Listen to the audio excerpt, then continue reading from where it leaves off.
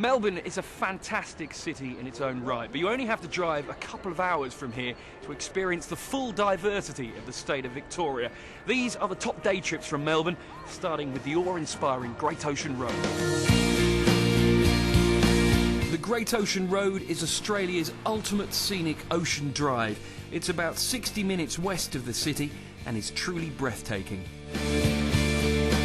And it starts here at Bells Beach. The surf is absolutely fantastic and it's where the professionals come to battle it out. Well, Bells Beach is a really unique place. It's a type of wave that comes out of deep water from storms out way down near the Antarctic, so we get huge waves here at different times of the year. The Surf World Museum here in Torquay is the largest surfing museum in the world. It houses a fantastic collection of surfboards and other surfing memorabilia. Torquay is Victoria's surf capital. It's where many of the sport's big brands started up. The Great Ocean Road mainly hugs the coast, but not so at this place. This is the Otway Fly Treetop Walk. It's 600 metres long, 25 metres high, and goes straight through the forest.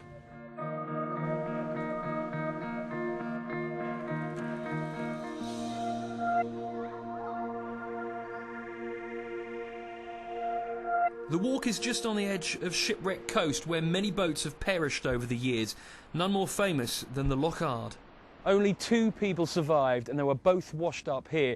It's now called Loch Ard Gorge, and a short tour reveals exactly how the disaster unfolded. Near Loch Ard Gorge you'll pass what is for many the highlight of the road, the 12 Apostles. These massive rock sculptures have been formed by the weather eroding the soft limestone cliffs. They're world famous and it's not hard to see why. But the road doesn't end here. This is Tower Hill Game Reserve, formed 30,000 years ago after a violent eruption. The crater has since been filled with lakes, creeks and islands. It's a haven for wildlife, but is also rich in Aboriginal heritage. Some bush medicine we've got here is we get some sap from a black wattle, which at the sap on there we can, if you got a sore teeth, best bush tucker would be the bracken fern. So you got your medicine, get your rope, your shelter, and of course more food on that as well. As day trips go, this has got to be one of the best in the world, but there are plenty more within easy reach of Melbourne. Now, if you're going to come to Australia, you're going to want to see the 2 Ks, kangaroos and koalas, and there's no better place than here at the Healesville Sanctuary. Healesville is in the Yarra Valley, just east of Melbourne, and thanks to the natural bushland setting, you can get up close and personal with over 200 species of native animals, the largest collection of Australian wildlife in the world. It's also home to the Australian Wildlife Health Centre, which gives you a behind-the-scenes view of a real wildlife hospital. Well, Healesville Sanctuary has only native Australian animals, not like a lot of other zoos, so it's a great place for tourists who want to come and see our native animals up close and personal. We've got a whole range of animals here, from mammals to birds and reptiles. These kangaroos are actually Kangaroo Island kangaroos. They're a subspecies of the Western Grey, being found on Kangaroo Island, which is south of South Australia. It's rather cold, so they've developed the dark, thick brown coat that helps to keep them warm, especially during winter. Kangaroos are one of the most popular animals at the sanctuary, along with the koalas. Obviously, they're the ones that most tourists do know of, have heard of, seen photos of, etc. So yeah, they're the 2 main animals that people come to see. Well, I'm joined now by Kelly and Ella. Ella's the koala, so Kelly, tell me about her. Ella came in at about 8 months. She's about 20 months now. Unfortunately, Mum was hit by a car and Ella was on Mum's back at the time.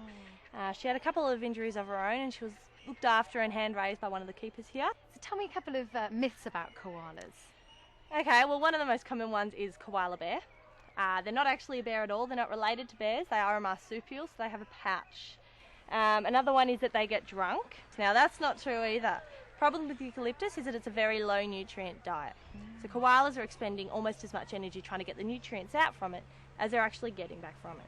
So they're actually just really sleepy all the time? Yeah, pretty much. Brilliant. Thanks, Kelly. Well, you can find all of this just 45 minutes from Melbourne city centre in the picturesque Yarra Valley, which is also very famous for its wine.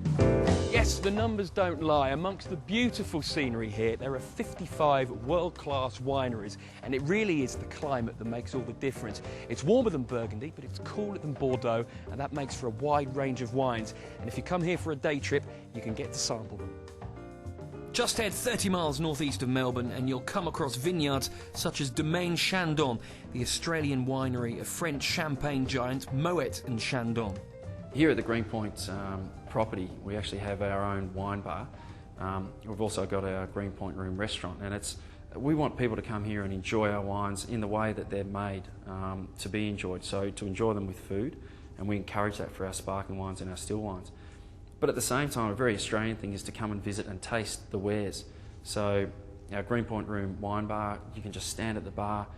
There's a selection of wines to taste, and we'll feature different cuvées that are of very limited production. Just down the road from there is Belvedere Cafe Restaurant at Badger's Brook Winery. It's got its own organic sourdough bakery, and they make a point of using local ingredients. The ethos of this place is to use fresh produce, getting it in on the morning. I only have 4 fridges in here, so we get them in, fill the fridges, we prepare it all, and we sell it to customers. We might get a side of venison in tomorrow that the guy will shoot. So he'll go out and he'll shoot the venison, bring it into the kitchen. It's like getting a gamesman from England coming into the back door, of a hotel saying, here's the pheasants, there's the partridge, And of course, there is Yering Station, set on the site of the valley's first vineyard, planted in 1838, and one of the most impressive stops on any tour of the Yarra Valley. This is home to the Yering Station Winery, another great place to go wine tasting. So I guess, there's so many different things to do on the property. You've got, the restaurant, you've got cellar door building for the tasting, you've got the produce store, the wine store, upstairs Matt's bar, but you also got the art gallery space. At this time of year, you've got the sculpture exhibition on as well. So there's so many different things for people to see. Well, on tasting, we have about 20 wines, so there's quite a lot for people to try. I guess there's a lot of cellar door release wines that you can't try everywhere, that you can't buy everywhere in the shops, but it ranges from sparkling wines to white wines to red and then to dessert, so there's quite a lot, yeah. But just next door is this place, Chateau Yering, a Victorian mansion dating back to 1854. It's heritage listed, and the setting is truly breathtaking. And this has got to be the perfect way to end your day. All this wonderful food, a good old-fashioned high tea, served in the opulent surroundings of Chateau Yering's drawing room.